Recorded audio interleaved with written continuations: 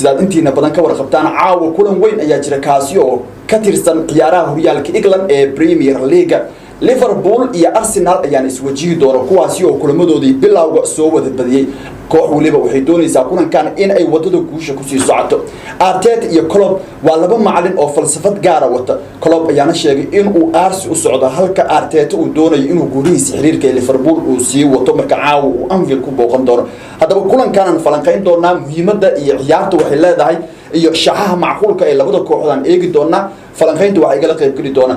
أحمد تيفو حسن أو فلانقية دنك عيارها واحد بدن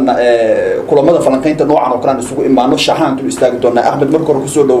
حسن هذا أو حسن تهاي وكل واحد برنامج كان سيدا جار كعيارتنا لو فلانقية وياهي الشحدة ليفربول أن يجدونا ما دام يتكوه وياك الدفاع عليه ليفربول إن سيدنا يكسر الشوط أحد أي وضع دكتور تياجا وينالدوم يفبينه سد أحد وير كان السود النقدان ما هي أصلا عرسي كنت الشحدة حسن عمر كلا فيريو إن شحرا أفرت الدفاع سد هذا كهر رئيس وير كانوا وسيليري هاي هذا رقم كده ودسفيهين عياريها كان كبديس جوجين تياد وفي عنتها فابينها لما ده عياتو يكجر عياري سنة يجين تد كبدها بقادية أو تياجو يوجنالهم وهنقول كرتا عقبت وين أو قد كده أرسنال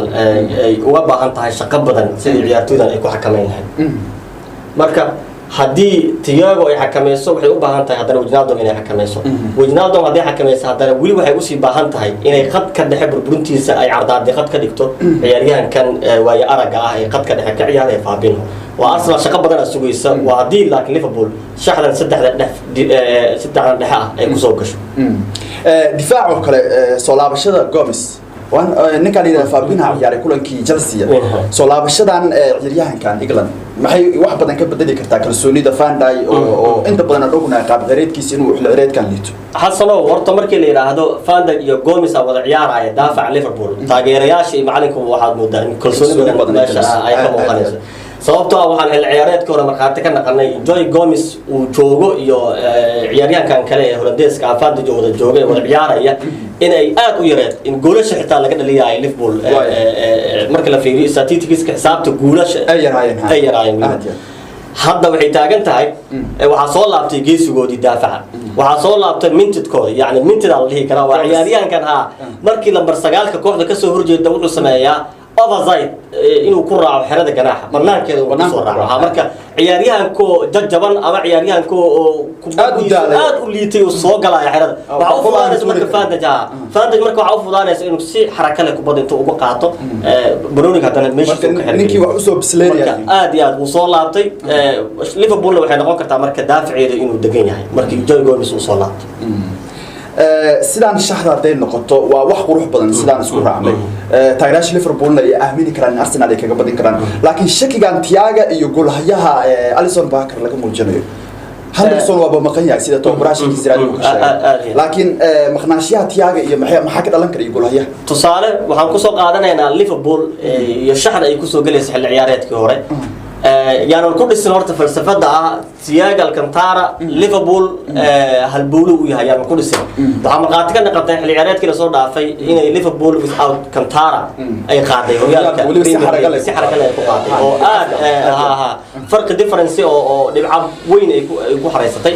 سياق الكنتارا هالكرة وعيار ويبقى فرط نشان دقيقة وعيار بنجي سوى عجيب باسس يعني ها واللاعب دمستران قد كده حكو حركة أركتيز يسمع دمستران تلاقي سكوب دي لكن ليفربول ما كنتير سنتهاي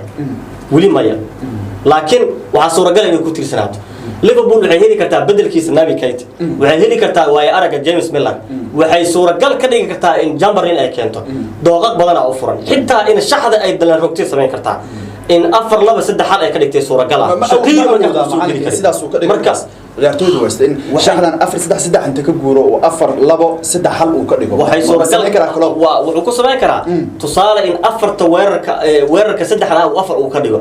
hadii shaqiir uu soo istaajiyo labada garbood maana isaarax sidiisa ay u istaagsan yihiin weerarkana Firmino uu joogo labadan Wijnaldum burburiyo labaad uu noqdo xaraka kale noqonaysa iyo dhibaato adag oo Arsenal ay wajihi karto waxay kala sameyn kartaa in qadka dhexe ayadoo laba istaajisan tahay in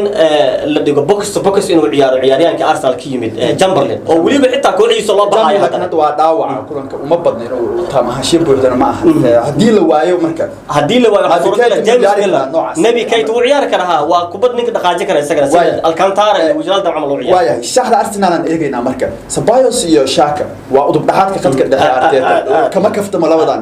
garbaha wuxuu ka dhigay caawa Saka iyo Bellerin sidee u muuqataa marka in saddexda ciyaartoy hadda aan ka faaloonayna afartan dhaxda loo galiyo Arsenal horta waxay haysataa ciyaartoy fit ah oo tan iyo Arteta markii shaxda lagu helay waa ciyaartoy isku kalsoon kubadaha si wanaagsan u xarakeeya tusaale saddexdan difaac Arsenal ciyaarayso waxay caqabad ku noqon kartaa one man inay u raacaan saddexda weerarka Liverpool waxay noqon kartaa markaas in stop la saaro ciyaartoyda weerarka ah marka hallan ay isugu soo aadaan waa caqabad meesheeda la eg marka in ciyaaryahan kasta uu ku xisaabtamo ninkan inuu ilaaliyo afartan qadka dhexe u soo gudbeena afartan qadka dhexe marka u soo gudubno Liverpool sidoo kale waxay fursad u heli kartaa cadaadiska qadka dhexe markii uu aragto inuu xoogan yahay in weerarkeeda ay ku xoojiso labada daafac ee bidixda iyo midigta taasoo caqabad ku noqon karta Arsenal tusaale Arnold oo kale waa ciyaaryahan difaaciisa faqiirka ah laakiin weerarkiisu uu yahay halis badan yahay ciyaaryahankan kale ee bidixda ka ciyaaraya isagana Robertson isagana waa ciyaaryahan weerar badan difaaciisa aad u fiican yahay marka Arsenal hadii ay ku guuleysato xakameynta qadkan dhexe Xhaka waa burburiye fiican Ceballos waa dhisay markuu isku darsado waa uu dhisaa inta haddana wuxuu suuragal ka dhigi karaa inuu caawiyo daafaca dhexe isagoo 5 isaga kara marka qaar markuu Tierney uu dhinaca hadda shaxda Arsenal wax lagu weeraraya Ahmed waxay tahay mar waxaad arkaysaa saddex difaac oo ciyaaraya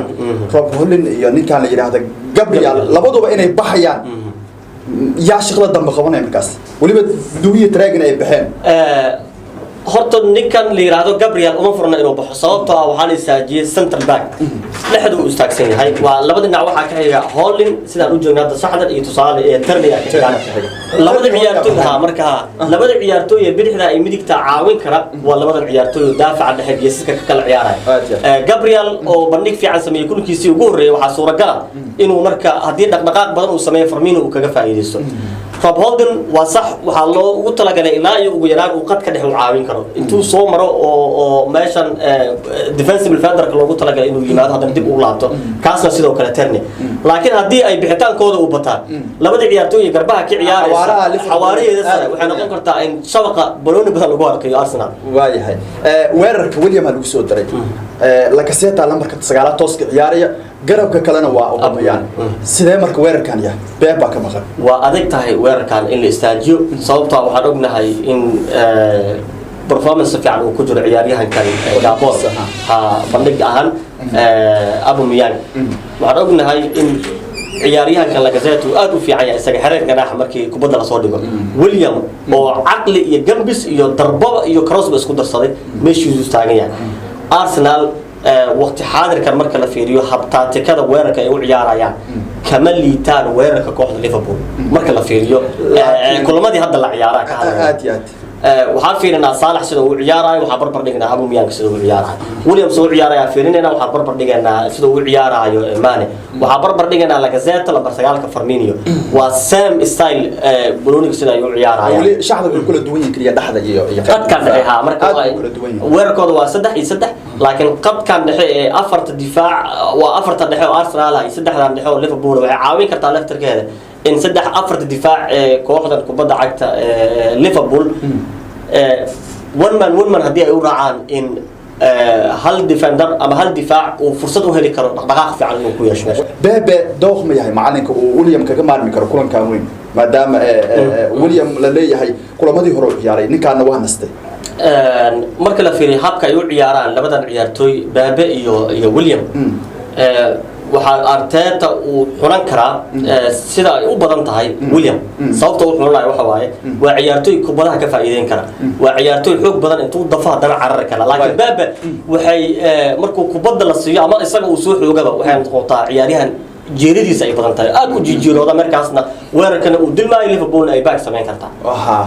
shaxda labada koox markaad eegto Arteta Arsenal حقرات منها هو بدلي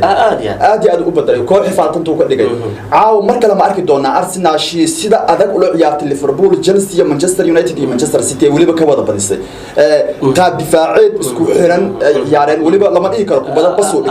بس ما تجاني بس نوادك توانع يارين وواحد لا يابين عاو مركز سيدا أرتأت الشحنيس إنه كبر بريلو بعيا كلام أنا يوم الثانية مركز بدلي عياريان كان أما توبرهن حلق إسباني وكولا كوحدة حد في عن waxay sameeyay waa in ciyaartoy waaweyn kooxo waaweyn lacaga badan galiyay kooxoodu ay garaaceen Liverpool koob kaga guuleystay maanta horyaalku kaga badiyay maanta marka maanta wuxuu taagan yahay in Anfield uu ku soo booqdo wuxuu rabaa in scoorka Anfield ee Arsenal uu si kale u rogo waxa uu la jeedaa inuu ku soo badiyo wuxuu waystaa ciyaartoy fiican oo qaab ciyaareed aad u sareeyo ku jira waxay noqon kartaa in Arsenal kulankan suuragal ay tahay inay adkaataan waa suuragal ha inay adkaan karto sababtoo ah waxa ku qiimeynaa qaabka Liverpool ay Arsenal ay ku socoto Liverpool ma shariira suuragal laftarkeeda in rekoorkeedu ku darno Liverpool xusuus ku tasoo Stamford Bridge kulanka ugu dambeeyay marka Arsenal oo Anfield joogto waa cambuulo carab sana ma la dhihi karo waa suuragal waxa ku dhahay Arsenal inay ku badi kartaa Anfield waa suuragal Liverpool inay sii wadataa rekoorkeedii guul dar la'aanta Anfield waa suuragal markaan maanka ku hayno in Chelsea ay garoonkeeda kaga soo baysay Liverpool Arsenal waxba looma hayo meeshan ma la dhihi karaa waa cambuulo carab sana xisaabta markii ku darno in kooxdu ay tahay Liverpool kooxda loo baxayana ay tahay Arsenal rekoorka Arsenal iyo Liverpool ee Anfield aan ognahay xisaabtana ku darno waxay noqon kartaa meeshaas in Liverpool Liverpool ay heli waa ihtimaal labada kooxood bay u furantahay inay badiyaan laakiin Klopp isagoo ku fikiraya labadii kulan muxuu ka baran karaa ay tahay Arsenal caaw inuu shaxda ama si uu u burburiyo Arsenal shaxdeedan adag maxay tahay inuu ka barto shaxdan muxuu ka bedeli karaa isleedahay hal mid tababar uu sameyn karaa waa inuu ku fikiraa inuu kubadaha ka haysto Arsenal markii kubadaha laga haysto waxaad moodaa xoogaha waxashada inay faqiir ka tahay laakiin hadda marka laga haysto Arteta nidaamkiisa markaan ay wuxuu sameeyaa in qaybtiisa uu ciyaartoyda galaan tusaale wuxuu sameyn karaa Liverpool waxay sameyn kartaa